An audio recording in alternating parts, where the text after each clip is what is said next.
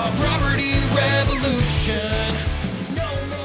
Hey guys, I'm Matt with Property Revolution. My background in the industry leads back to about 2018.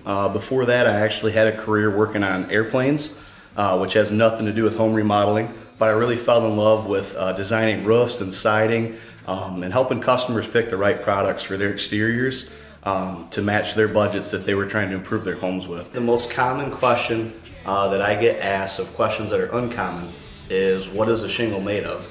And I'll be honest, when I started in the industry, I didn't know either. It's the three basic components: the fiberglass matting, asphalt, and the pretty rocks that you see on top from your street that keep your asphalt and matting safe. If I'm not helping somebody with Property Revolution, you can find me usually on a wrestling mat or on a football field somewhere helping develop young athletes.